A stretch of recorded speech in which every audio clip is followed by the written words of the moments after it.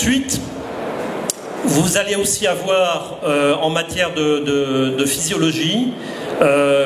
des contraintes environnementales. C'est-à-dire que par exemple, si vous partez du poisson-chat africain, le Clarias garipinus, si vous le produisez à 20 degrés, si vous le produisez à 25 degrés ou si vous le produisez à 30 degrés,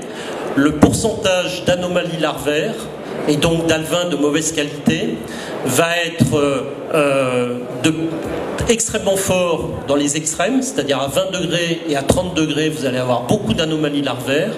et à 25 degrés, qui est autour de l'optimum thermique de l'espèce, vous aurez les meilleures qualités d'œufs.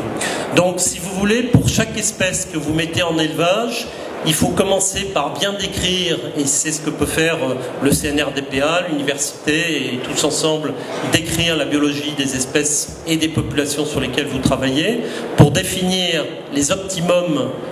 pour ces espèces, en particulier pour une gamétogénie. Si vous avez respecté ça,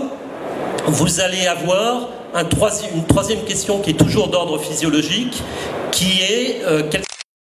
pour repérer des individus matures qu'on va pouvoir reproduire s'il faut induire la reproduction.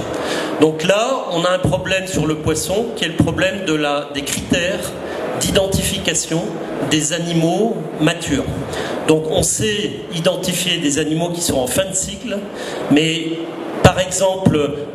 chez une espèce comme le poisson-chat, fin de cycle, ça peut être très très large. Et si on est trop tôt, on aura un animal qui n'est pas suffisamment mature, et là aussi des mauvaises qualités d'œufs.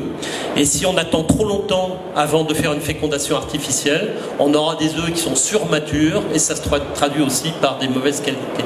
Donc, il y a un certain nombre comme ça de travaux de biologie qu'il faut commencer par faire, ou si c'est des espèces déjà décrites, prendre dans la littérature, et ensuite appliquer.